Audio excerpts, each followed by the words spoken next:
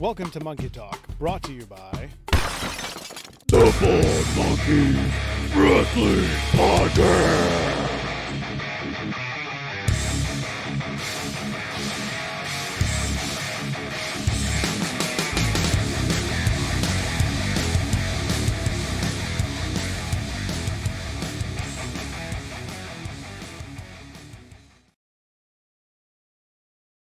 Ron Bass Jr. He always comes in. I love that guy. Right out the gate, Chuck confesses his love for Ron Bass Jr. Ron Bass Jr., welcome to the chat. Everybody else, John Miller, Coop, welcome to the chat, and welcome back to Monkey Talk. I'm here with you. I'm Christopher. The captain's here. How's it going, Captain? It's been a little bit. It has. I feel like we haven't been on we've been on in a background sense doing the stack, but I feel like the lovely people out in Twitch land haven't seen this beautiful beard in a while, and I know that they're feeling sad. Would you stop talking about yourself and just introduce our guest already? Like, seriously, like fine. Well, the man below right here. The man below is the reason why we're here tonight. We're going to be talking about a whole bunch of stuff, but in case you don't know who we got, in case you don't know, you might have seen him doing some ring announcing. You might have seen some of his lists that he comes up with, that he makes. You might have seen some of his tweets out there if you follow him, and we hope by the end of tonight that you do that. So, but the most important thing, two of the most important things, is he is a promoter of independent wrestling. But more importantly, and the biggest reason that we are here tonight, is he is the co-founder of the Scenic City Invitational Tournament. Welcome, Mr. Scott Hensley. We will not call you the other name that a gentleman calls you sometimes, but sir, welcome to the show. We're glad to have you. Hey, thanks so much for having me. That was a long intro. Like, it wasn't the longest. Matt Sells has the longest one. Yeah. Because he's got so many nicknames. Yeah, that sounds about right. Cooper, thanks for subscribing for 2 months. Appreciate that, Cooper. So we got a lot to talk about. Scott, we really appreciate it. Yes. There's so, he just behind the fourth wall here. Scott comes on screen, all that stuff's behind him, and my mind starts racing with how many things I want to talk about. So cannot wait to get into that. Look at all that stuff. Figures, cards, baseballs, books. There's a whole bunch of stuff going on there. So cool. But before we get into that, we do want to learn a little bit more about Scott. We want to learn about where it all started and what a young Scott was like. So let's go way back. Childhood. I want to know about young little Scott Hennessy. I told you I would. I answer to whatever. I was raised in Middle Tennessee. Used to watch all the, I guess, USWA on Saturday mornings and the big block of WCW shows. And in '94, my grandmother actually took me to my first wrestling show in Fayetteville, Tennessee, of all places. And it was this WCW B card. And the main event was Johnny B. Bad versus Max Payne. So, I know all these people are like, oh man, my first show was Hogan and Warrior, or Hogan and Macho Man. Nope, Johnny B. Bad, Max Payne. But on that show was actually a very young Rob Van Dam as Robbie B versus Lord Steven Regal. Oh, and it was a really good match. Like, I can still remember the match and still remember Van Dam doing the splits and just talking to my grandmother about how impressive that was. And we actually got to meet him after the show. And of course, I still have my autograph program, and I've gotten Regal to sign it by now. And we've talked about that. But Regal's one of those guys that's like always been a man. Like, he was probably like 22, 23 at that time. But, if you asked me then, like, I would have been like, oh yeah, he's like 35, 40. Like, Yeah. But so I was raised on wrestling, on TV wrestling. As soon as I could sort of turn the channels myself, I would get up on Saturday mornings and watch the big run of wrestling that we had. And then I actually started going to some TNA shows in Middle Tennessee on Wednesday nights. So I got to go up there and I got to see like Sting and AJ Styles and X-Pac and a lot of those guys. And I met just about everybody up there. I'm a guy that hangs around and networks and gets autographs, and I've always enjoyed doing that. So, yeah. Pointing the wrong way. I'm not looking at the Twitch, man. I'm seeing what I'm looking at here. I'm sorry. Here, I'll do that way. There you go. Jeez, Sue. That makes more sense now. What an interesting matchup with RVD versus William Regal. Like two very distinct, different match styles. What was that? Do you remember what that match was like? I mean, it was everything. It was the style that we would love to see now. It was technical. It had high flying. It was physical. You know, it was so unlike anything else on that show. I mean, it was a lot of fun. But you know, and then with speaking of like the style that we like, you know, going to TNA and seeing basically the birth of the X division, you know, right in my backyard in Nashville there, getting to watch guys like AJ Styles and Amazing Red, Jerry Lynn, Michael Shane, Paul London, all those guys that were just so influential on the style that is so popular nowadays, that involves, I guess, so much more athleticism than past styles.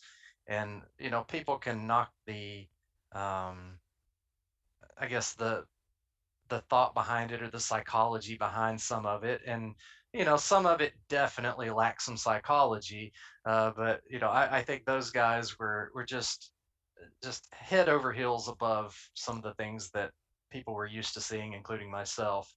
So one of the things that really caught my attention though was trying to figure out, you know, like if these guys aren't in WCW or WWE, you know, where do they come from? So through researching with that, and on the early days of me having the internet, I guess, I discovered NWA Wildside. And NWA Wildside was where AJ Styles got his start. And some of my favorite guys on the TNA, like early shows, the explosion shows that they would do, a lot of those guys would wrestle at Wildside. Like Delirious, who's one of my favorites. So I actually went down to Wildside to a show. That was the first time that I met Dan Wilson, who is also known as the Reverend in the Southeast. He is currently sort of on a reunion tour or a rerun with Tank. Mm-hmm. So, you know, it was planting the seeds of me being a guy that was willing to travel to see good wrestling. And as I went to college down here in Chattanooga, I went down to a show in Canton, Georgia, and I tried to get other people to go with me. And booked on this show was Claudio Castagnoli, who's Cesaro now, Low-Ki, who was the current TNA X Division champion at the time, and just a ton of other people that still do it for a living, or you know, are some of the best independent guys of that time or considered now. But you know, a dozen of these guys are on this show. And I tried to ask one of my friends, I said, you know, come on, Low-Ki's down there. And they said, must be pretty low key. I've never heard of him. I mean, Boo. Oh, I know. Yeah. So, I mean, it's one of those things that you just have to figure out. Sometimes it's just worth going and doing, even if you can't get anybody else to go and do it with you. So I went down there, and probably luckily that I did go by myself, because I talked to a guy on that show from Chattanooga. His name was Ace Rockwell. And he said, "Hey, I'm putting together a show in Chattanooga, and I was wondering if you would maybe want to help." And so I said, yeah, sure. And you know, he knew that I was studying to get my MBA, and that I was, you know, a bright kid, I guess, that had a passion for wrestling. And you know, he was like, "You came by yourself?" And so he ended up entrusting me to referee for Abdullah the Butcher my first night. Wait. Time out. Before you move on, but it moves that fast. I have to ask the question: did you have any in-ring like referee, like other than watching knowledge? Do the No. 1, Okay. 2, 3, Yeah. and Yeah. Other than that, okay. ring the bell. Continue on. Continue on. I apologize. Yeah. So there's actually a guy that manages at Southern Honor. His name's Logan Chase, and he was on that first show, and he had refereed a little bit in his early days. And so, like, I basically asked him, I was like, "What do I do?" And he's like, "Sort of stay out of the way, stay in the corners, and count to 3 or whatever you're supposed to count to." I was like, "Okay." And I asked some other people. I was like, "What am I supposed to do?" And like, but they were like, "Oh, you've seen it before. You can do it." so yeah, I refereed like this multi-man tag match, and it was chaos. Guys are tagging in and out, or they're trying to distract me, and I don't know what I'm doing, and I'm sure I refuse to watch the show. Like, somebody was like, "Hey, I've got it taped. You want to watch it?" No, not at all. So I refereed this multi-man match, and then I refereed for Chip Day and Jimmy Rave, and they beat the crap out of each other. Mostly Jimmy beating up Chip, and I remember he just Chip's chest was bleeding after the match, I'm pretty sure. And then the main event came, and it was a Saudi Daisy street fight. It was Tank and Iceberg, who are both huge dudes that were big in Wildside, and of course Tank's still going. And then Iceberg actually had a couple week TNA run as well.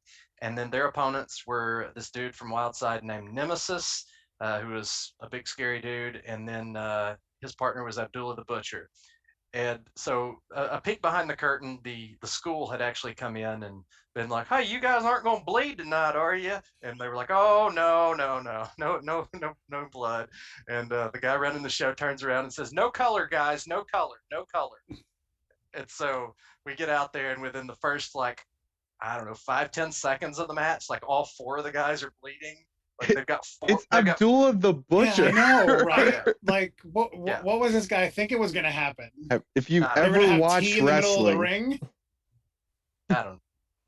So this is 2006. So Abdullah is still not in great shape, but he is able to still move around the outside of the ring. He has had his hip replacement or replacements at this point. So he's not even getting in the ring. He's just brawling around the outside, making everybody bleed. And so eventually the match ends. I think Nemesis pinned Tank in the ring. And then so I go out to the outside where Nemesis rolled out near Abdullah, and I raise Nemesis's arm, and I think he like grabbed me and ripped my shirt or something, probably because I was a terrible referee. And like, I asked, I was like, "What am I supposed to do?" And they said, "Just stay out of the way and count the 3 count. Like, there's no rules. It's a Saudi Daisy street fight." I was like, "All right."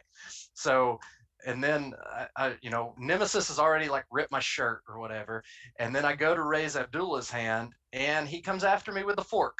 Oh, geez. And I guarantee he would have stabbed me if I wouldn't have ran for my life. And people said, "You look terrified," and I said, "I was terrified." Like, he would legitimately stab me. I guarantee it. So I had that experience, and then that was 2006. And so then I sort of just hung out at shows and networked for the next year or so. Go ahead. You came back after that. Like, that was your first thrust into wrestling, and you were like, "Yeah, that was fun. I want to do that again." Forks, sorta. Spoons, plastic knives, whatever you want to chase me with, I'm in. Yeah. It did take me like a year and a half to want to do anything else. So there was a group of guys actually in Alabama at a company called FTW. It was in a little town called Elkmont, Alabama. And they featured guys that they were one of the first Southeast shows to really feature like the indie style. It was sort of like an IWA Mid-South in the South. They would do hardcore stuff. They would have guys that wrestled sort of like a Japanese, Mexican, or lucha libre, like hybrid type stuff. And they had guys like Christian Haim was one, which he's been very influential in the Middle Tennessee and Alabama and Georgia area. And then it had guys like Cabana Mandan, who is still a big star. It had Orion Bishop, who is still, Oh yeah.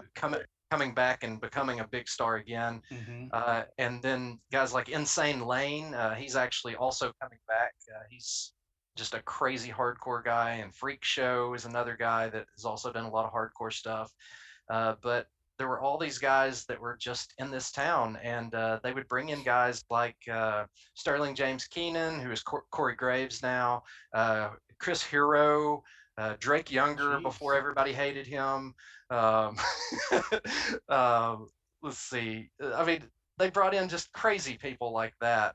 That were just passionate, and it was a Tuesday night show, and so they could get some kind of crazy off the wall names that would come in, like Tracy Smothers, James Storm, Chase Stevens, some Middle Tennessee guys. But I just fell in love with these guys that were so passionate at doing a style that I really had come to love, the independent style. So then, saying all that does have a point. So then I have to remind myself and others of that sometimes. So then some of those guys ended up working for a little company called Ultimate NWA, and they ran about an hour and a half from Chattanooga in a little town called Scottsboro, Alabama, which is famous for unclaimed baggage. That's the big claim for Scottsboro, Alabama. Like, so really? Like that's yeah. They have a giant store called Unclaimed Baggage, and people travel from all over the United States and South to come buy other people's stuff that they didn't claim. Unclaimed baggage, Alabama. Got it. Okay. See, now I have questions about, like, do the airlines just drop it off to them? Like, is there whatever? Continue. Yeah, I don't know their business plan, but I know they have other people's stuff that's unclaimed. So very interesting. So Scottsboro has Christian Haim and has some guys that I recognize from Wildside. They have like Patrick Bentley, Adam Roberts, Mike Posey.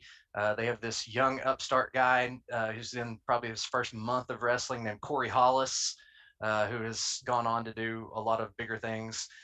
So I go and I show up early to sort of see Christian, and I had buddied up with these guys because I was writing reports, and I guess they wanted to get in good with me. And they were like, hey, this guy, is writing about us, getting us some exposure. He sort of knows what he's talking about sometimes.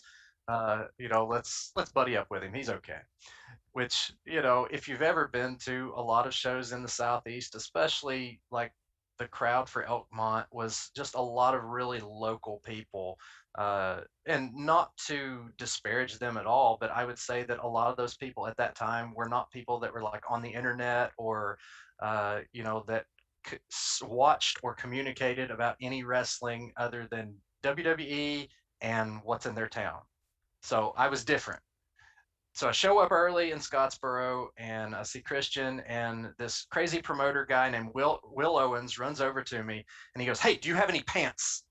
I said, what? He goes, do you have any pants? He goes, my ring announcer left. He went to another show and I need a ring announcer tonight. He said, do you have pants? I was wearing shorts. I wasn't pantsless, I promise. So that was going to be my first question. Why was there a question whether you had pants or not? Yeah. Yes. So I was wearing cargo shorts, and I said, no, I don't have anything else. And he said, okay. He goes, can you be my ring announcer tonight? I said, I guess. He goes, no, there's no guess. He goes, you either can or can't. I said, then I can. And he said, okay. So then he yells at his nephew. He goes, hey, hey, give him your shirt. Give him your shirt. I thought he was going to say, give this guy your pants.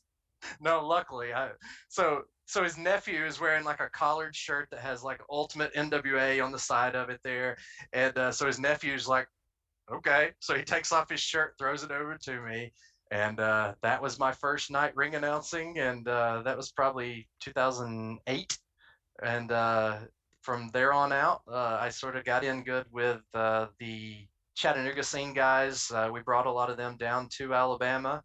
We did a thing called NWA Chattanooga in Chattanooga, where we did have Jackson Riker when he was Shatter. He was I guess he was the NWA national champion. He came in and defended that. I think it was versus Tank. Michael Judas and Tank had a really good match. We had guys like Ace Rockwell, Sean Tempers, Corey Hollis was coming in. It was a mixture of guys that from this area and Wild Side Anarchy guys, and there's a lot of really talented guys that came through, including Dark City Fight Club, John Davis and Corey Chavis. I actually got to work with them probably 10 plus years ago. And so it's really cool to come full circle now and have John Davis coming in for the Scenic City Invitational. But after NWA Chattanooga, I started networking out to Nashville and Knoxville, and I did some TV stuff there with a company called Saw and Great American Wrestling, Southeastern Championship Wrestling. I've always had a good working relationship with Big Wood, Greg Hollander, that ran. I'm drawing a blank on. He had a couple different names, but he ran Canton, and he and Daryl Morris were partners for a while, but Woody ran prior to that, and just always had a really good, loyal crew, and they would bring in some really cool names. But they always treated me good, and they sort of allowed me to dip my toe into promoting myself. And then in 2015, myself and Ace Rockwell had always gone back and forth, sort of like fantasy booking. You know, if you could book 16 guys, or if you could book 8 guys in this area, who would you book? And so, like, we would trade these messages. And there was a local promotion called Empire Wrestling in Rossville, Georgia, just below Chattanooga, and they had a lot of guys that were 5 to 10 year veterans that were just solid wrestlers. And so we actually sat down with them and partnered together to do a 2-night tournament. And we worked out the financials and the talent agreement and everything there. So we promoted their guys as sort of a bigger deal. We promoted this 2-night tournament. We brought in names, and then in planning this, we sort of said, who is someone that we can bring into this area that would get us more attention. And there were a lot of names we threw around. And at one time, Davey Richards was going to come in, but he couldn't do it. But the name that I really wanted, who I just seen wrestle Chris Hero, was Congo Kong. Congo Kong, if you're not familiar with him, he's probably 300 pounds and does like a savage gimmick and just super athletic and very physical. And so we were like, we got to put him and Tank in the ring. And so we worked that out for night 2, or they won their matches and got to compete night 2. But through booking Congo Kong, we got the attention of a guy named Dylan Hells. And Dylan Hells is a guy that had family in this area. And I think he was living in Charleston at the time. And I don't think he cares to share, but he doesn't drive. So he got on a bus from Charleston and came all the way to Chattanooga to watch this, because we booked Congo Kong and had these other names like Moose and Jimmy Rave and some guys like that. We had Gunner, Shatter, Jackson Riker, whatever you want to call him, and then a lot of really good area guys. So, I mean, that's really the genesis of how we pulled in the attention, because after that, Dylan and his family took to, message boards and social media and just sang our praises. And eventually, we started doing shows for schools, and we started incorporating more social media type stuff and networking into relationships. And eventually Dylan came on board as somebody working with us. And then Matt Griffin came on board. And fun fact, Matt Griffin was actually a cameraman the first year of Scenic City. And then when Matt wanted to start action, he was like, what do you recommend? And I said, go to the schools and, give them this plan. And said, you can use me as a reference. You can use Scenic City as a reference. You can, take what we're doing and apply it to that. And, I know he really wants to get back into schools, as do I. It's just so much it's so rewarding to be able to go into those schools and have a good place to do a show and have like a lot of casual fans to make new fans and to actually raise money for good causes. It's just it's something I'm very passionate about, and we've raised probably somewhere close to $30,000 for Hamilton County schools over the last 4 or 5 years. So it's really rewarding in that aspect, as well as uh, just the talent.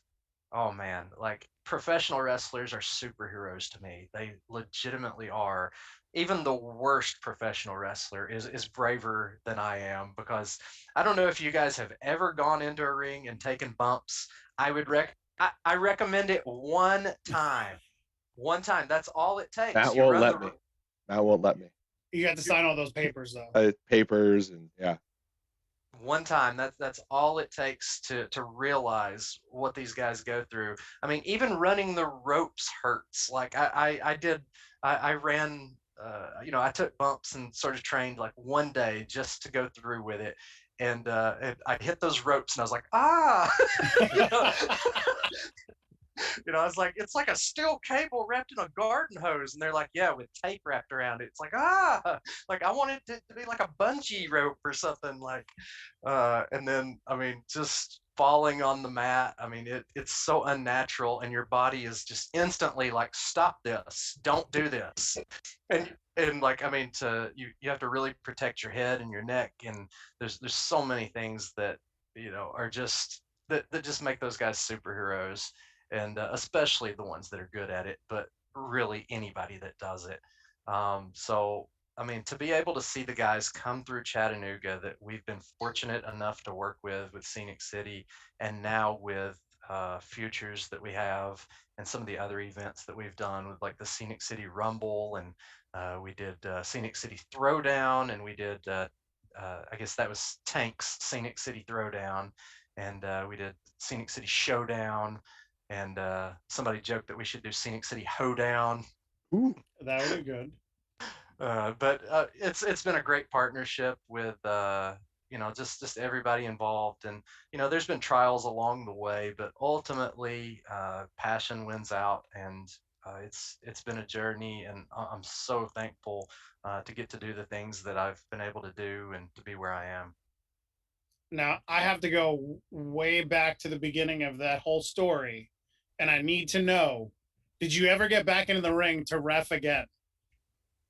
Absolutely not. Okay. Had lots of offers, and people be like, "Oh, Scott, you've ref before." I was like, "No." I'm like, "I'll go buy a ticket before I referee." So what about getting out there with a microphone in front of the people? What itch did that cure? Because that seemed like obviously it's something that you've enjoyed and something you kind of grabbed onto. What is that feeling like? Why did you grab onto it? I don't know. That's like a whole like psychological breakdown type thing that's needed there as to why I would get out in front of people and talk. They say people would rather be like in the coffin than giving the eulogy.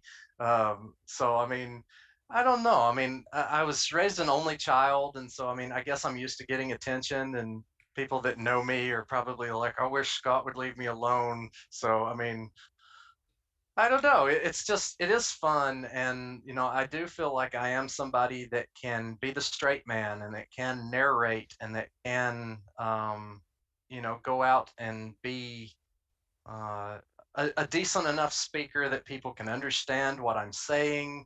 I'm always amazed at the wrestlers. We expect them to be able to do just everything. And so many wrestlers, it's like they're great at one thing. And it's like, that's what they're good at.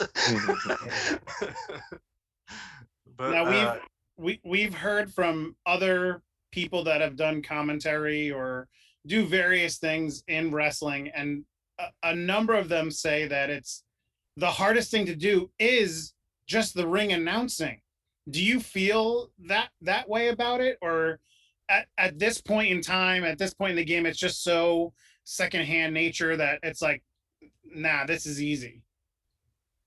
it's easy at times, but it's also, I mean, I get a little nervous sometimes, and sometimes I'll mess up a little bit and be a little self-conscious about that. But I mean, ultimately, once the key is just you just smile through it and don't care. If you trip, it's like, yeah, I tripped, that's fun. Or you laugh along with people, or I mean, I've been at shows where people just hardcore heckled me for like the first half of the show, and you just smile through it and power through it, or you're like, man, you guys are making some good noise tonight, man, you guys are loud. I mean, that's all you can do. And the one time I got heckled really bad, like I went over to him at the break, the intermission, and I was like, "Hey, I'm so glad you guys are here." I just killed them with kindness, and then they stopped. I mean, people are looking for a reaction, and you either give it to them or don't, and you have to know when to do which. Yep, I could easily see that happening. I always said, once Christopher made me start doing these damn introductions for everybody, I'm like, I got to come up with like good stuff each time and like make it interesting, because it's like, other than the two of us idiots saying hi, that's how we get into it right there. So you got to get people hyped. And I'm like, man, if I could just do it once, I would be my bucket list. I would write it off right there, and then I would be like, okay, I'm done. Wipe my hands of it and be like, I did it. I definitely appreciate the good intro tonight. It was a very good intro. I just can't see Chuck getting heckled. He'll just go out there and try to beat somebody up like that. Like, he won't kill anyone with kindness. He will kill them with his fist. I am a gentle giant. I am a gentle giant. I tell people I'll stick to talking so I can keep on walking. So I'm not a fighter. So you got out of the ring from reffing, you got back into the ring from announcing, you stick to it, you start getting into obviously putting on your own shows. What goes into all that? Like, what kind of time does it take to put these things together? I mean, it's just, people will be like, oh, you should run a weekly show or a monthly show. Scenic City should be monthly or weekly. And it's like, no way. Like, I mean, we start on Scenic City, like the invitational tournament. Like, I mean, we start on it around like January to March-ish. So, I mean, we're putting, 3 to 5 months into every show that we do. And we try to make them all-star games. We have our pick of talent because we do plan so far out, and we do have a little bit bigger budget, and advertising that we put in and social media reach. It's larger than some of the other places that we work with. And we've been able to really partner with a lot of great places in the Southeast. But as far as the time goes, I mean, it's a full-time passion job. People are like, oh, you should quit your job and go do that. And it's like, no, I shouldn't. Like, you have no idea.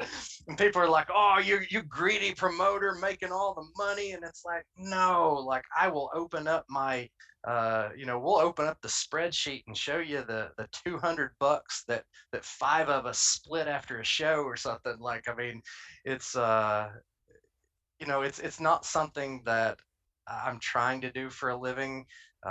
Even if I was to try to pursue like ring announcing, I mean, the job, like, I mean, I don't have a communications degree for one.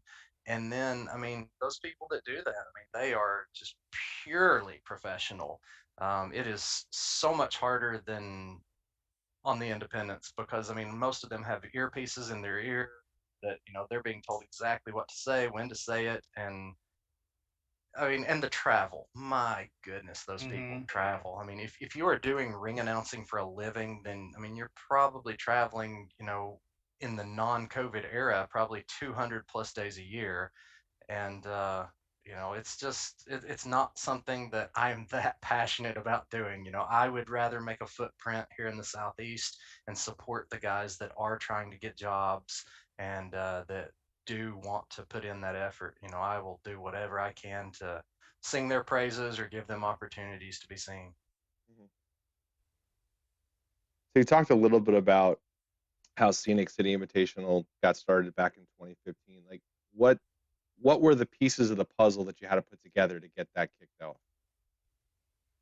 Well, I think number one, the biggest piece is always finding the right venue. You know, people will come to me all the time and ask, you know, hey, I'm thinking about starting a show, and my almost always my response is don't.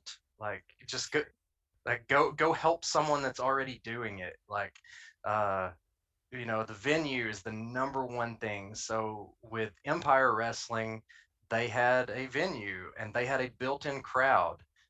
So, you know, we needed a venue, we needed a crowd, we needed talent. And so probably 4 to 6 people in that tournament without looking were probably regulars or semi-regulars at Empire. So we had the local tie-ins there. And then, of course, you need the hook, which the hook of making it different. You know, why is this more special than what they're already doing? And so that was, you know, Ace using his contacts to reach out to guys like Gunner and Jimmy Rave and some of those guys. Uh, it was finding something to make it different and attractive, and then just working it out behind the scenes with the financials and everything so that it makes sense for everybody. And it's always a huge challenge because there's never enough money to go around. There just isn't. Well, that's where we try to come in, and as fans and sponsors, and we hope that we can maybe make it a little bit easier, because we know that there's these pieces to just get it off the ground and get it to put a show on. I'm amazed at what you guys can do on show days and leading up to those as well. So the little bit that we try to do, I hope it helps and gets things off the ground. Oh yeah, and I mean it's appreciated more than you guys could ever know. You know, Matt and I, you know, I have, you know, 15 years of networking and working in wrestling, and Matt has, you know, he has his 30 years or something now. Did he just celebrate that? But He you know, just turned 30, didn't he? 29. Sure, Oh, sure, 29. 29. That's right, 29. Sure he did. But you know, but I mean, Matt was a guy that traveled and worked really hard, you know, through Virginia and down into Louisiana and Texas area and Georgia, and you know, he was a guy that networked, and it takes so much relationship building, but it also does take so much fan support and just the financials. And you know, I tell people all the time, like, I love to meet wrestling fans that actually like wrestling. Wow. Yeah, we're few and far between. Yeah. People laugh at that, but you know exactly what I mean. There's so many people that just hate watch wrestling every week, and it's like, stop. Just go to get you a Netflix subscription. There's so many better series if you hate wrestling, or you know, IWTV. You know, there's so many different products. You know, whatever style you like, you can find something if you like wrestling. Go watch the old stuff. Get you a WWE Network subscription and watch that. Like, don't watch something you hate. Yes, Peacock now. They moved to Peacock now. Yeah. Yes. Which is very affordable, and you get all of the great shows Sure. on NBC, like Community. Yeah. Not Community. Actually, no, Community was on NBC. Think Parks so. and Rec. I was gonna say Parks and Rec, actually. And Yeah. Psych. Psych's good too. So we put over Matt. You just put over Matt a little bit. I think he's here. I think we allowed him to join us tonight. I know you guys have some things to talk about when it comes to Scenic City, when it comes to futures. Let's see if we can bring him in. Let's see how much I can screw up this overlay that now has 4 people on the screen. Here we go. And he is joining right now. This is going to be fun, people, because this is now that's if he comes on video. He could just stay in the background and be the voice in the sky. Oh, there he is. Oh, look at that! I nailed it first shot, and Matt has no sleeves. So, CEO Matt Griffin with the Macho Man tank top. I like that.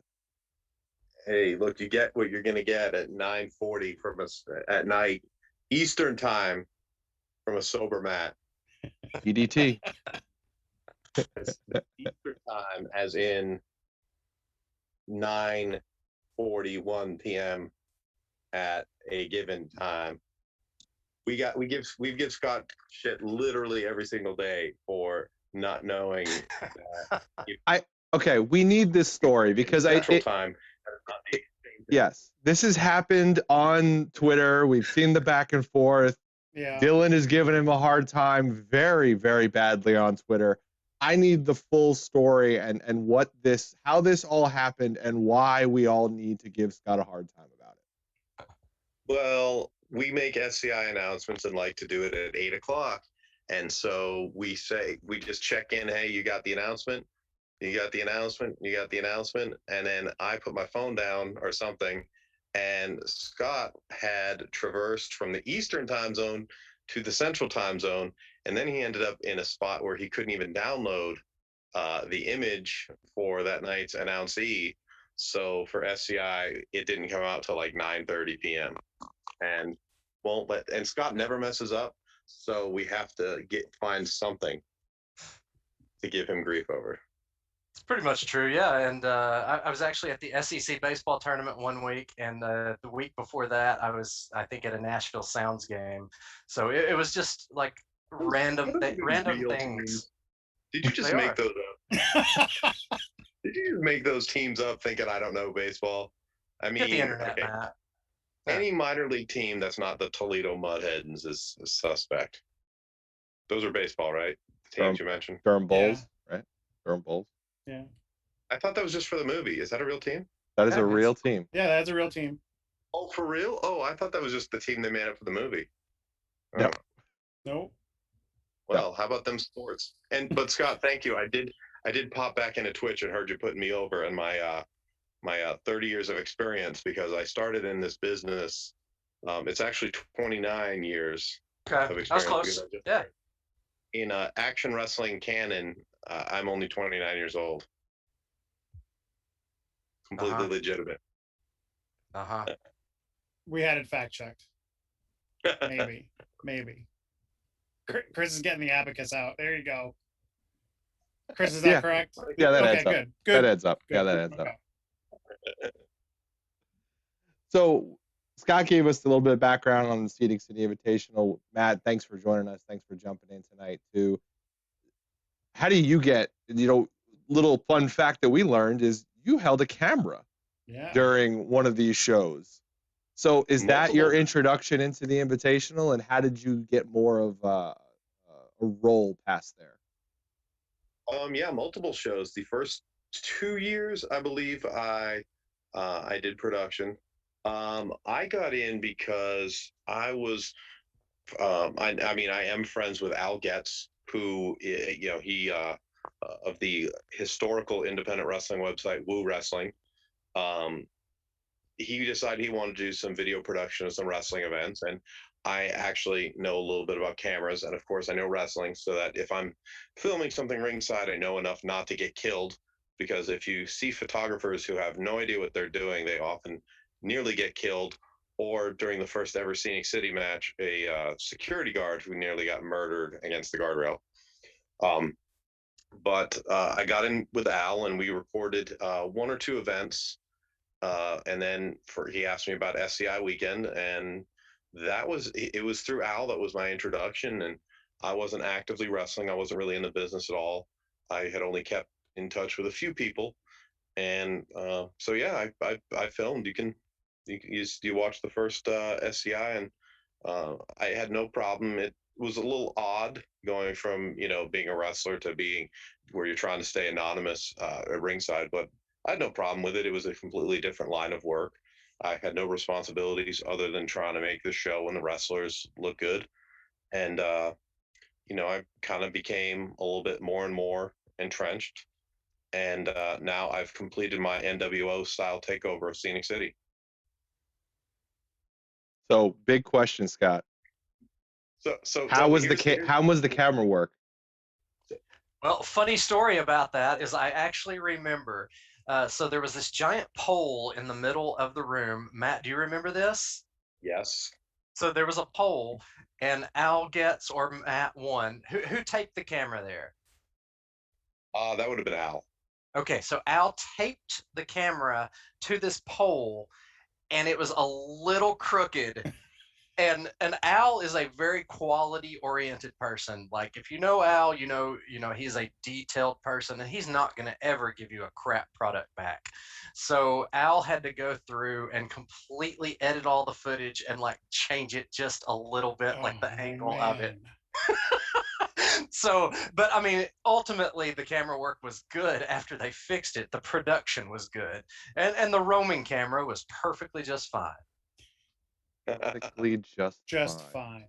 So something funny I noticed the other day because I was looking up Scenic City results on Cage Match.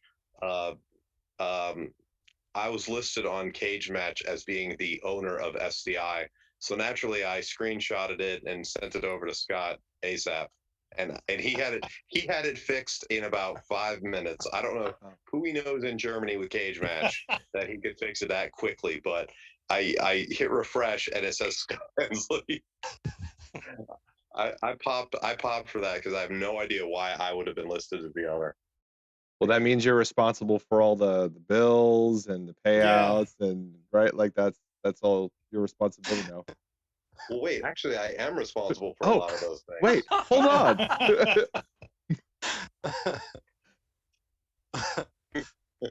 I'm somebody who likes to delegate, and I delegated to Matt this year. I let people that are really good at things do things that they are really good at, and I mean, legitimately, not kidding at all. Matt is one of my favorite people in wrestling and is one of the easiest people to work with. Matt knows business, he knows wrestling, he knows people, and it makes everything easier. He's okay.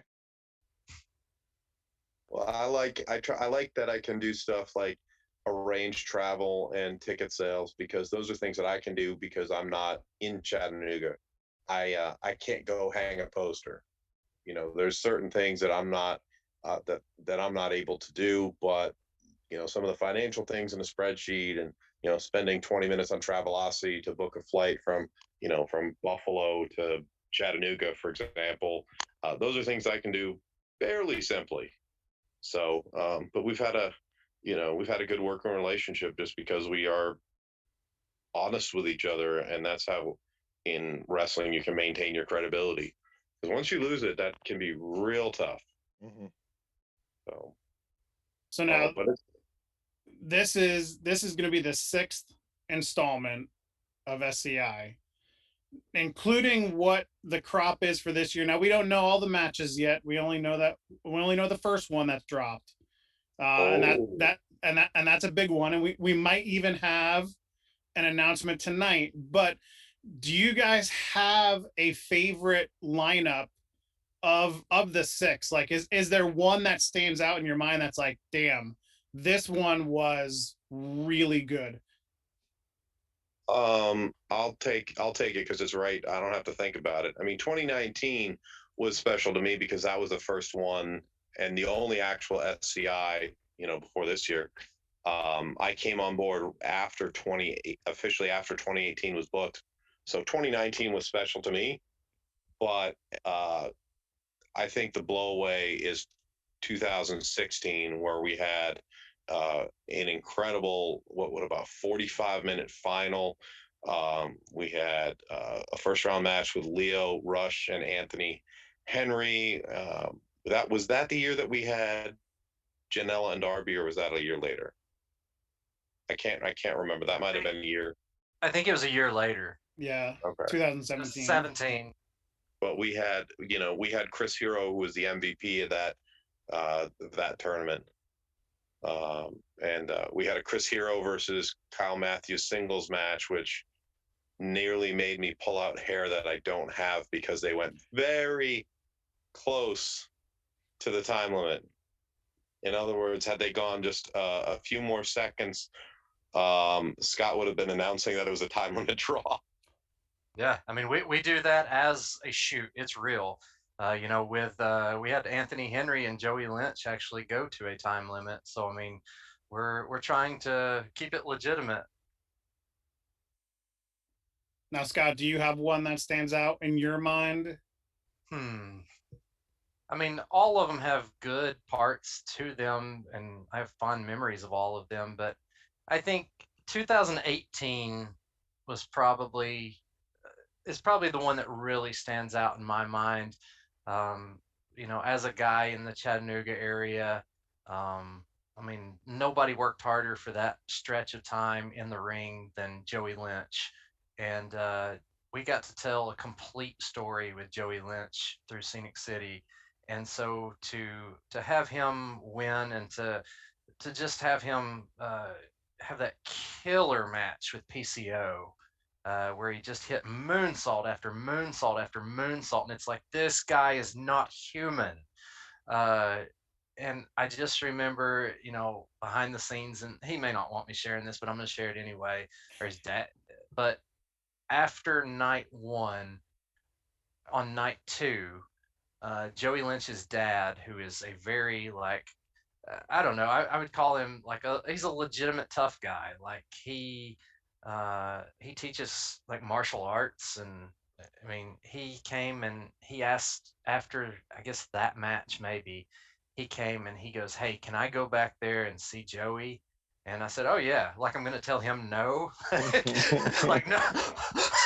like like no. But and he said, "I just wanted to check on him because he didn't sleep last night." And like, that hit me so hard, that somebody was like so excited and anxious, and um, just going all in to the point that, you know, that they didn't even sleep the night before the tournament. Like, that hit me so hard. So I mean, for Joey to win that year and to see his son get in the ring and celebrate with him, like, that was a really cool moment for me. That's probably my favorite. And you know, to tell that complete story, I mean, Joey lost the very first match in 2015, and on night two he lost to Anthony Henry. And you know, every year he climbed a little bit higher till he finally won. So that was a yeah, that was a very rewarding story to be able to tell, because even though these are tournaments, we don't necessarily have shows that we can just use as, you know, storytelling devices. You can, if you're careful, still craft storylines and pull threads, and not just throw 16 random wrestlers out there with 8 random matches. Yeah. All right. And on that vein, I'm gonna, like, when we announced, and maybe you've touched on this, when we announced that SCI was back, which was the Monday after WrestleMania weekend, which was a big deal because we had the Have Fun Be Sad at the IWTV weekend that Scott and I were at. Of course, that was the Action Wrestling and Southern Underground Pro Co show, and we were basically at everything that weekend. Maybe 5 or 6 people knew that SCI was happening, Scott. Legitimately, we had booked some of the wrestlers, but I never told them. I never told them that it wasn't for something with Action. So one of the wrestlers we told, because we had wanted some updated promo pictures, and we had talked it out, okay, and it was something we discussed before, and I just never told him it was Chattanooga instead of Georgia. So I told him, and I told him why he was booked, and he was basically like, "Hell yeah, this has been a bucket list thing for me."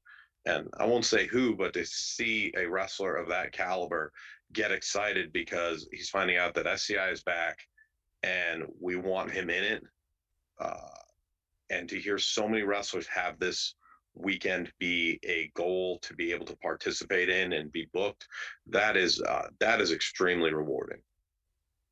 That's because we feel like it should be treated that way. That's the way we want to.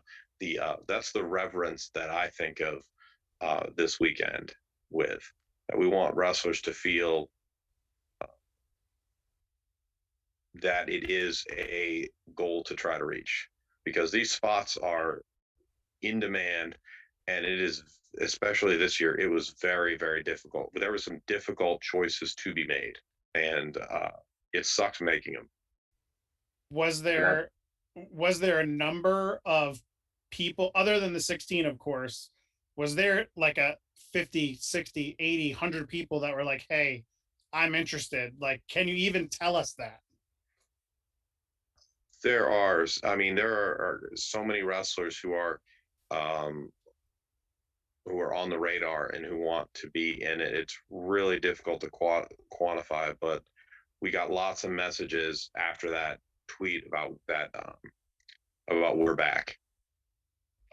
We got lots of messages, and we had booked a good deal of the talent. And you know, and remember last year for 2020, we had some of the talent announced and out there, and some of it some of the wrestlers never got announced. So, you know, what was going to happen in 2020, if you're just looking at the social media, was really just kind of a mystery because we didn't even have the whole field out there. 2020 was hard. You know, we had to cancel the Rumble due to a snow day that ended up not having any snow by the showtime. And then for us to have to cancel the Invitational, I mean, just devastating. The day we canceled the Rumble, I tell people that's probably the second hardest day I've ever had in wrestling, and one of the hardest days of my life, because you know, there was so many great things that were going to happen. I think it's been revealed that we were going to do Benjamin Carter versus Marco Stunt. So I mean, just a lot of fun things that could have happened, and a lot of impact that could have happened. But we actually did get to do a pep rally show that day, and so we still were able to raise money without even doing like the big show. So It's amazing what you guys have built, and the ability, the ability to draw people from everywhere and draw interest from everywhere. I think that's a really, I commend both of you guys for the hard work you put in, and to turn this into something that, what Matt, you said, people, want it on their list.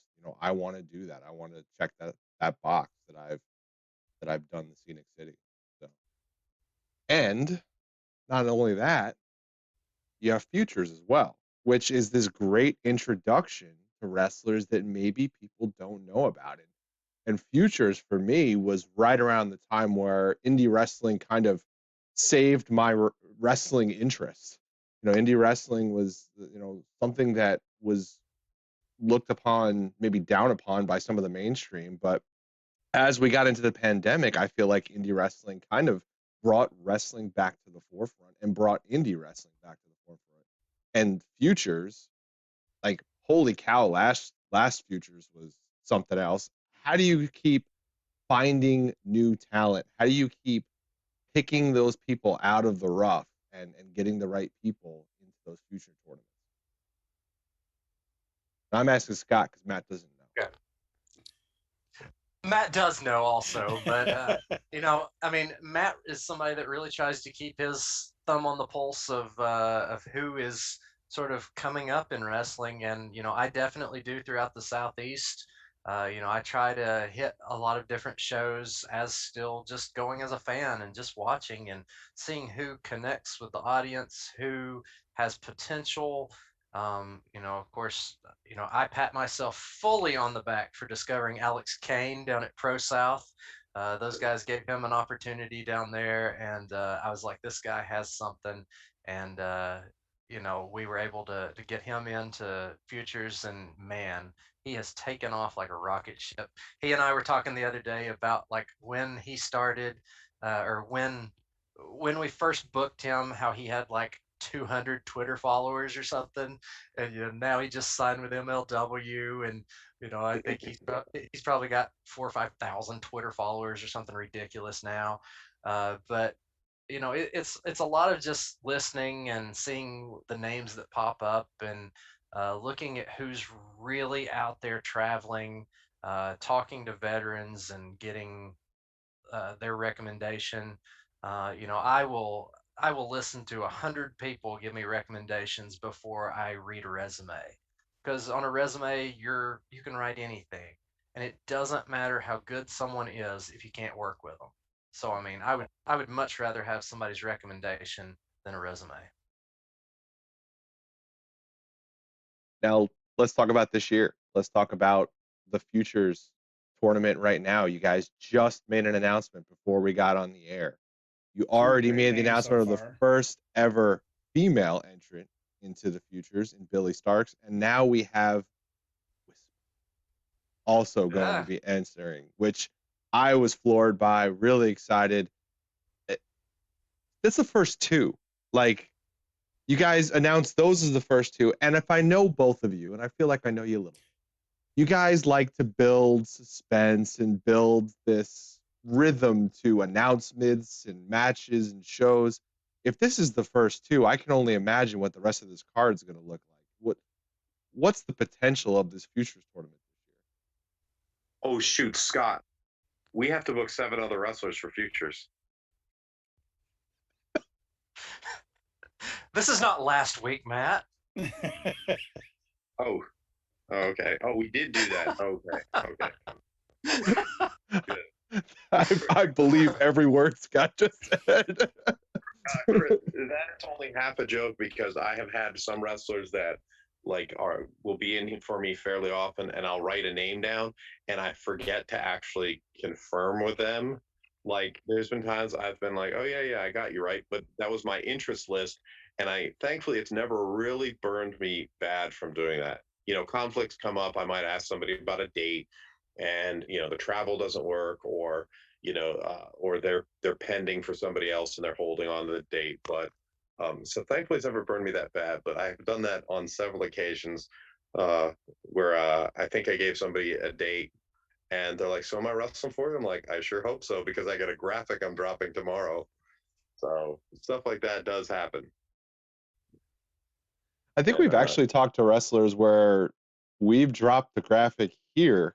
Yeah, and they had no idea. And they had no clue who they were. So in fairness, I do love to be able to reward and pop wrestlers and not tell them that they're getting something that they want. We've done that. We've done that with Jaden Newman with getting his spot in the Scenic City Invitational, and we did it with Aaron Wade with getting a spot in Futures last year. It's a lot of fun.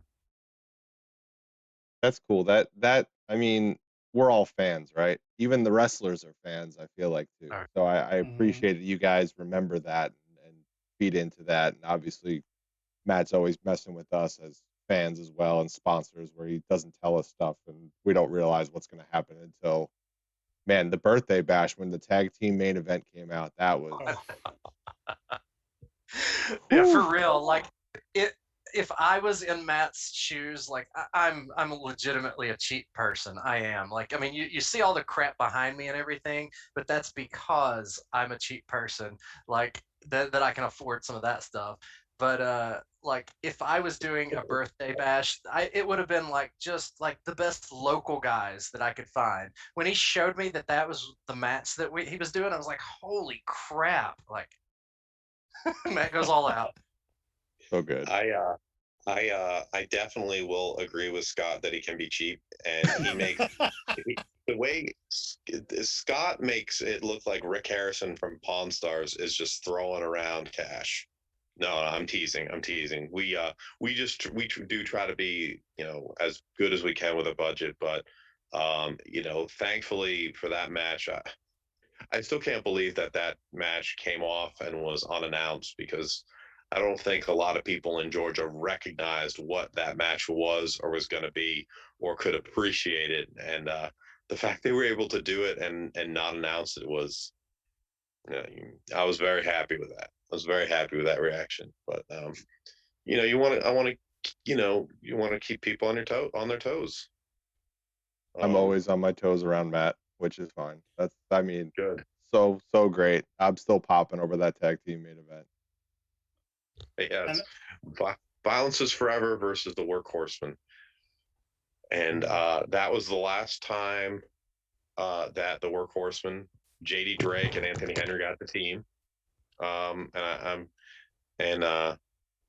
Scott disappeared. Is that a baby break, or? But that was the last time the Workhorsemen had a tag team match, and that was special for those 4 guys, and they wanted to do it. And that show in and of itself was great, because nothing was announced, and then a couple of months later, speaking of tag teams, we had the one at the Have Fun Be Sad show that all of independent wrestling, I feel like, blew up over hearing, Violence is Forever against, it was just amazing to have that come out and that be the last one that was, I think that was the last one that was announced for that show.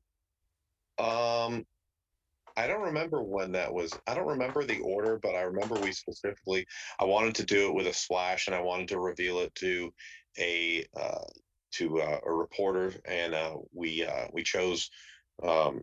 We talked to Sean Ross Sapp and wanted to go ahead and give him an exclusive to be able to do a write up on it and really release it like it was a newsworthy event, because we felt it was. Mm-hmm. I honestly feel that, with the exception of the John Moxley Josh Barnett match that was at Bloodsport, right? Mm-hmm. I honestly feel that those were the two marquee matches of the weekend, as far as pure name value. And Finjuice and Dom and Ku, they made us look very, very smart, because they went out and worked very hard. And there was a little bit of history there, because Juice Robinson had previously gone to AIW and wrestled Dom Greeny. So there was a little bit of history there. And David Finley's actually a guy local to me. And we've used his brother Brogan. We had one of his first matches, and he's booked against Dom at Greeny for us in a couple weeks at Game Over. So there's been some good, we've been able to cultivate some good working relationships, and they're a New Japan tag team, and at the time we're Impact Tag Team champions. I mean, that's insane to me, that to be able to pull that off for an indie show. And I always tell the wrestlers that the one thing I want them to do is make me look smart, make me look like the smartest booker in the world for using you. So, a lot of wrestlers on that show and on shows that we've been running for the last 3 years have made us look very smart. So it's a little bit past 10 o'clock. Do you know where your children are? Is there any possible chance that we might get one announcement? Maybe? No, not yet. Scott, two announcements? Let's do two. Let's do two. Matt, which announcement do you want to take? Let me take the match and you take futures, because yeah. Which do you want first? Do you want a first round matchup, or do you want a futures announcement? Let's take first round matchup first, because we already know the participants in SCI, and the futures I think is the bigger pop. So we'll give that to Scott, because Scott deserves the pop. So Matt, you could go ahead and give us the match first for SCI. So this is a match that I believe both wrestlers will be excited for. And like I said, like you said before, we like to surprise our wrestlers. So neither of them know about this. Neither of them know. Somebody will tell them. So, somebody will tell them. I'm sure Val or somebody else in the chat. I can't see on the Zoom on my phone, but somebody will go ahead and tweet it. And please do go ahead and get that anticipation out there. But in the first round at Scenic City, the veteran and big humongold belt holder Cabana Man is going to be facing off with Jeremy Wyatt. Oh. You heard it. Yes. Damn. First round matchup, Jeremy Wyatt versus your New South champion, Cabana Man. Wow. Now, what is funny is, what would Scott's reaction have been if I messed up the match? Because as I'm talking about it, I'm like, wait a second, that is the match we were going to drop, right? Did I get that right, Scott? Yes. Imagine if I had said the wrong match. Would we be rebooking this immediately after this ends? No. Not until a graphic comes out. It's not gospel until the graphic comes out. So no, we will still make that announcement on Friday. Or No, tomorrow, Thursday. Yep. Thursday. Yeah. We're doing 8 futures 8 three p.m. times a week. Yeah. 8 p.m. 8 p.m. Eastern. Eastern. Eastern. EDT. Well, that's a heck of a first round matchup. We already have Nolan Edward and AC Mack as well. So 2 great first round matchups already coming out of that.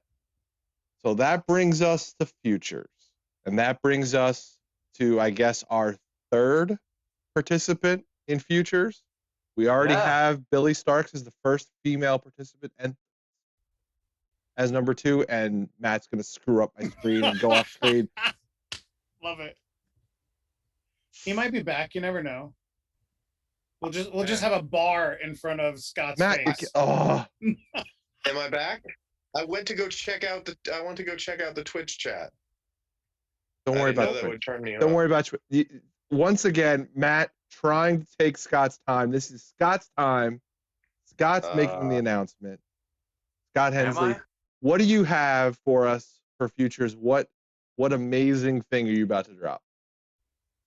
Well, as you know, I love huge, dangerous, crazy athletic guys.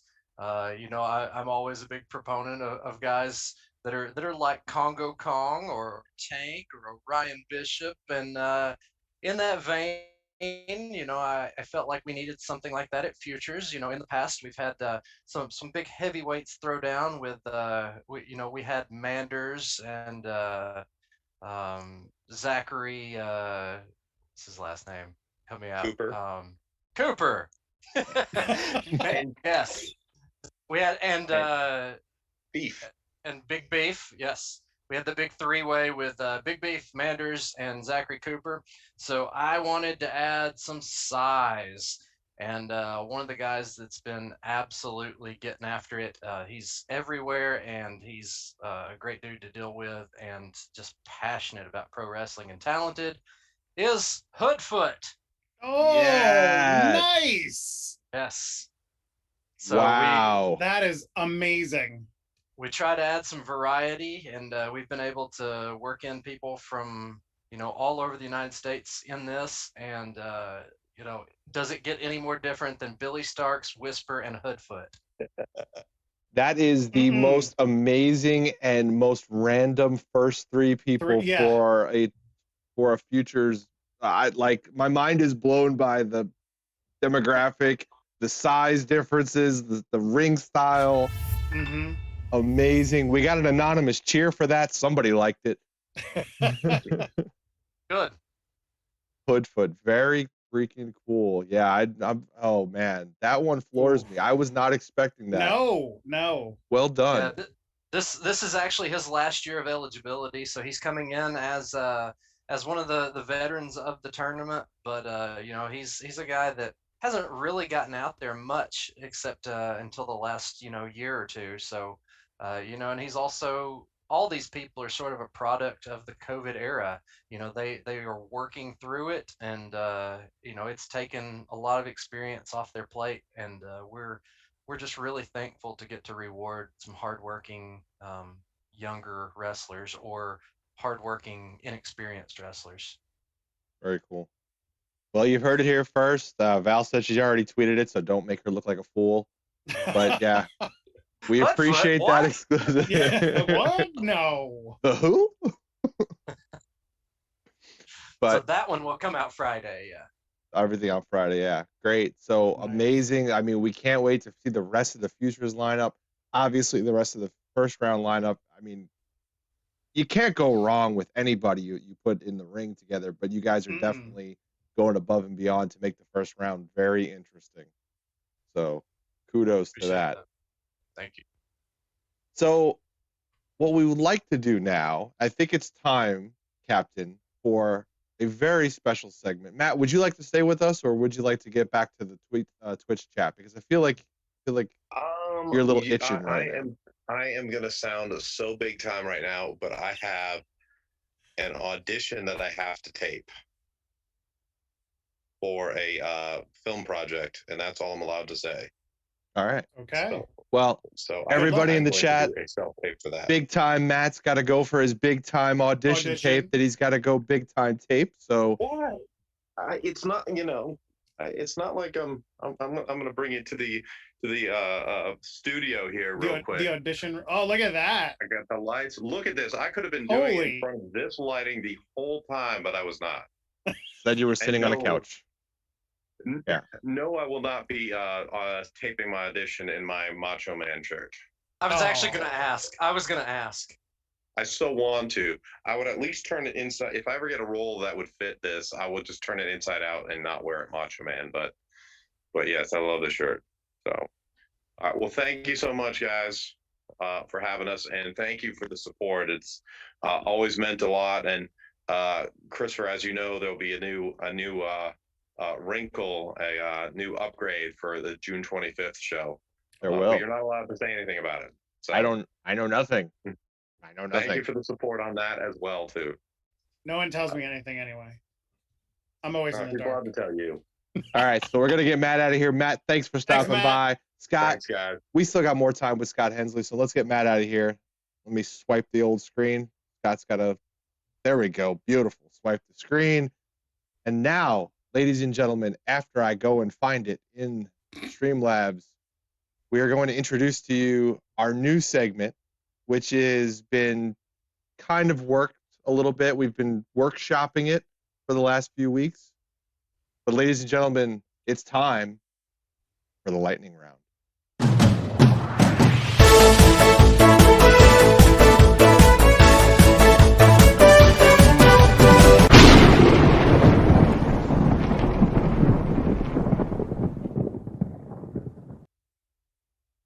All right.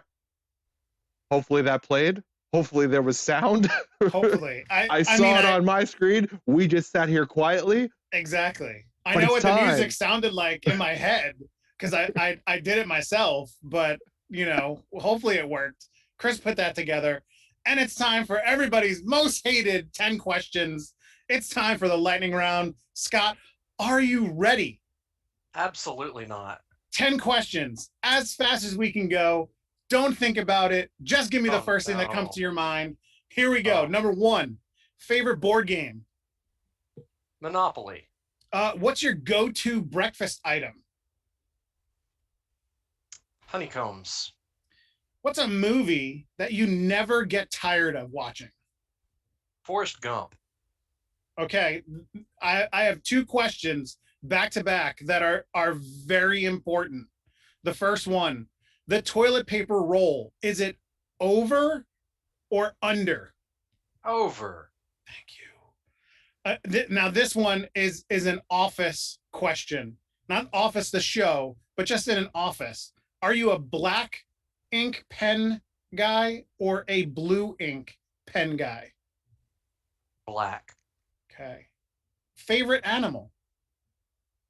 Dogs. What is the worst injury you've ever had? I have spinal stenosis and had to have back surgery in 2008. Damn. Other than wrestlers, who is the most famous person you've ever met in your life? Probably about half of the Hall of Fame, like baseball players. I don't know. Chipper Jones, Frank Thomas, Nolan Ryan. Okay. We'll stick with Nolan Ryan. Nolan Ryan sounds good. Cake or pie? Pie. And the last question, Disney or Universal Studios? Universal. Oh, interesting. Okay. Chris, Did you take issue with that last answer? No, I'm okay. Okay. Sounds good. With it. That was the lightning round, everybody. Scott, you survived. As always. You survived. You did well. We appreciate it. I was so afraid that it would be like in-depth wrestling stuff where it's like name somebody you pretend to like but don't really like. It's like No, it's completely stupid questions. Good. That have no bearing on anything. We want people to want to come to our show and hang out. Like we don't want to grill anybody. No. What's your worst secret in wrestling? Tell us now.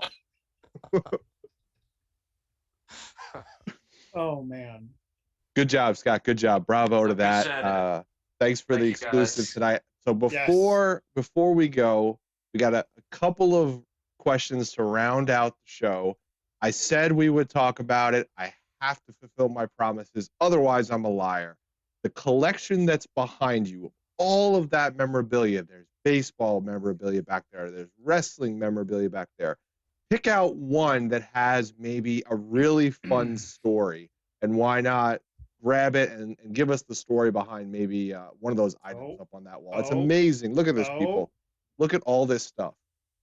Oh, he's got something. It's like he had one ready. It's almost like it's ready. What?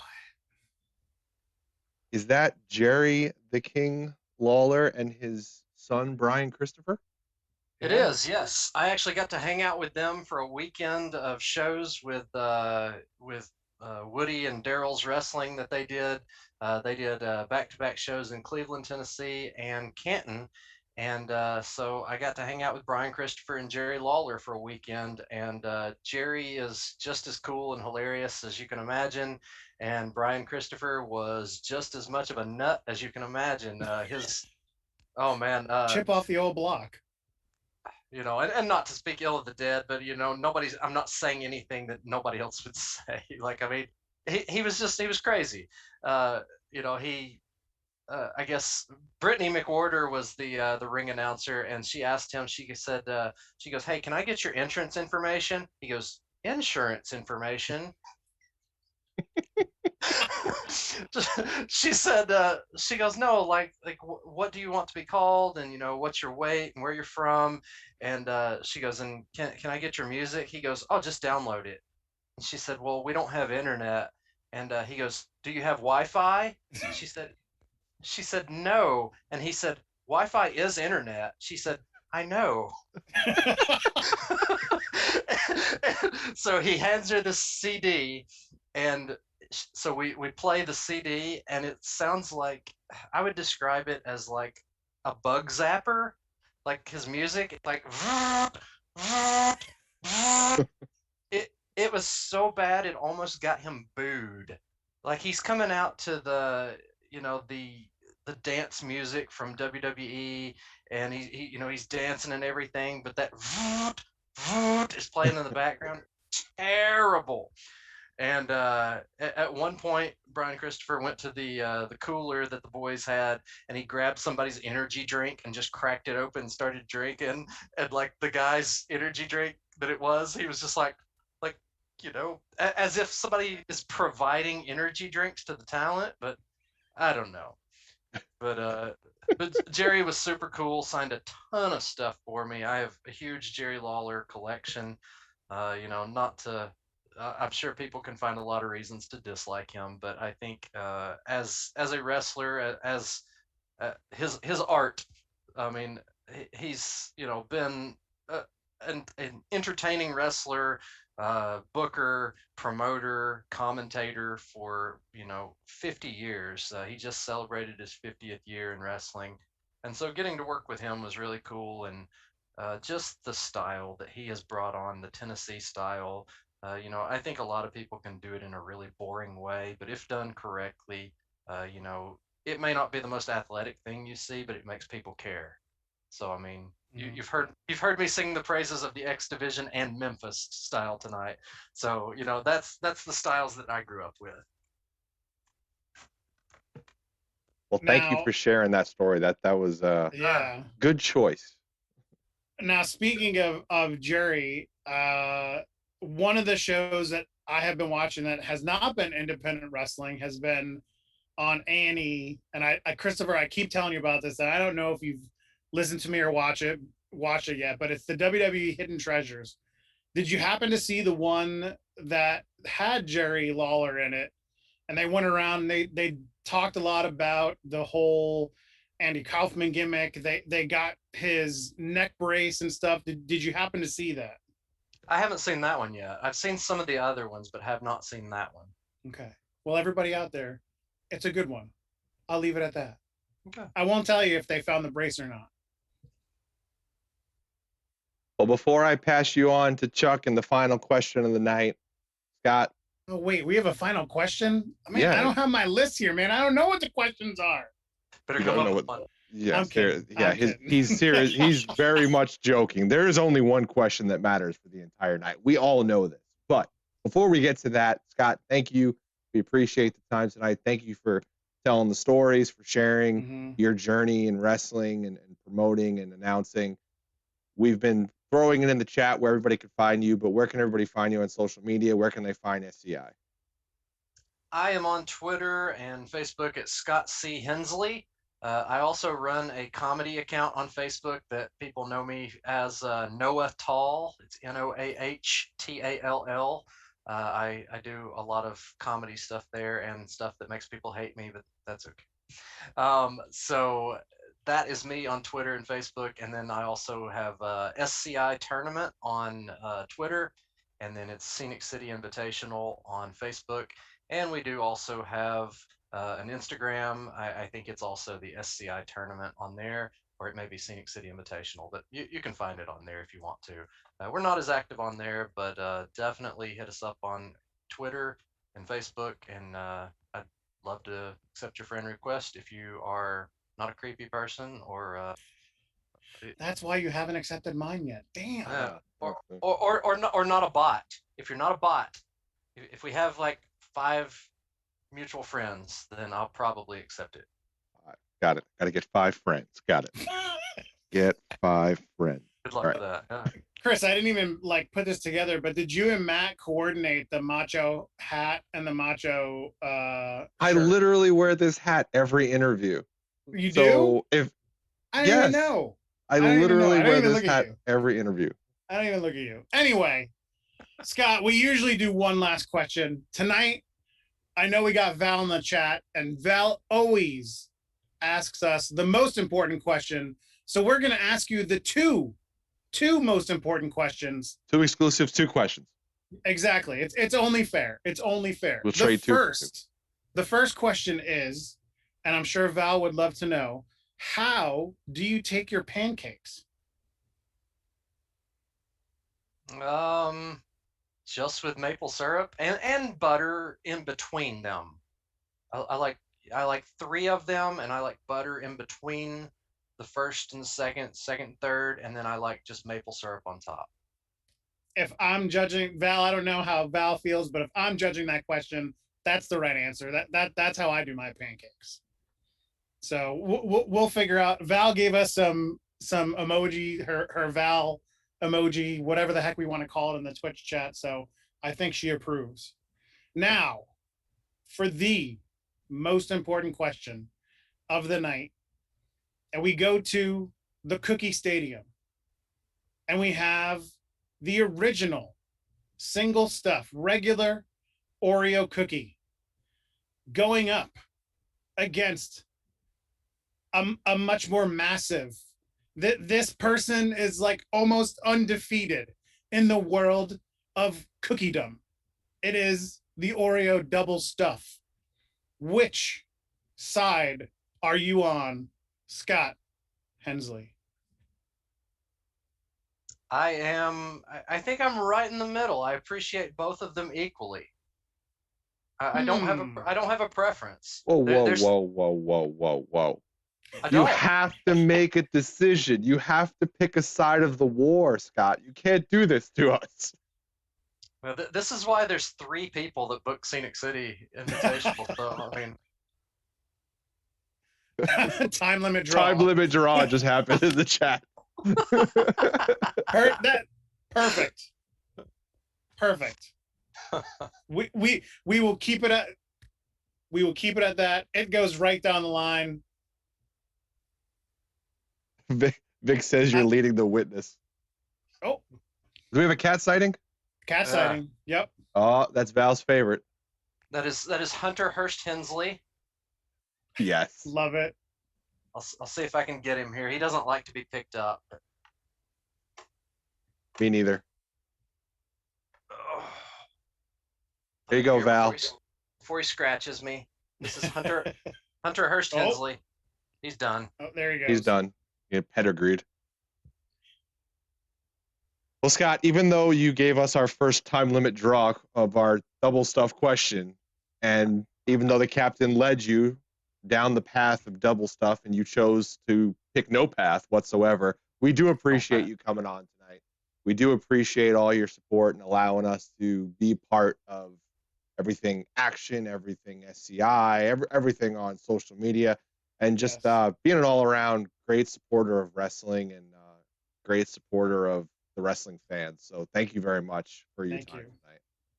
Hey, thank you guys, and I hope you guys will come into town early on Thursday night, or anybody listening will come in and check out that TWE show also.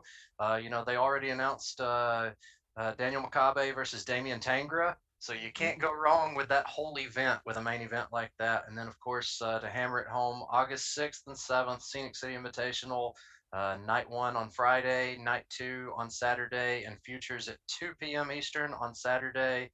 It's going to be so much fun, and you get to see the future and the present of professional wrestling right here in Chattanooga. Make sure you get your tickets. SCIwrestling.com. SCIwrestling.com for tickets. Get those tickets. I'll be there Thursday night.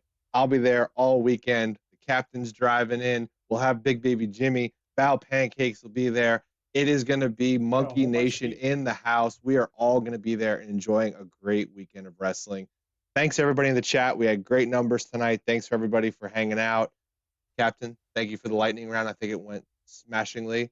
Thank you for the lovely video introduction to it. It was way better than last week when I was playing the audio on my phone as a jabroni over here. It's all right. We won't hold it against you. Thank you.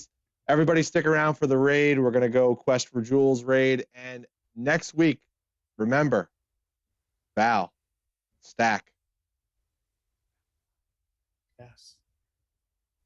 And check out tomorrow. We got 2 more interviews to put out there.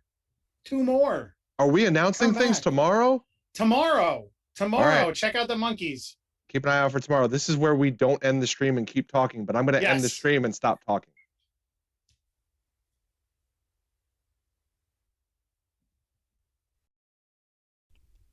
Visit iwtv.live today to watch these great Action wrestling events, plus numerous other archive shows from Action and other great independent promotions. Use code ACTION for a free 5-day trial. Don't miss out. Don't forget to follow us on Twitter, Facebook, and Instagram at The Bald Monkeys. Watch us live on our new Twitch channel, twitch.tv/TheBaldMonkeys.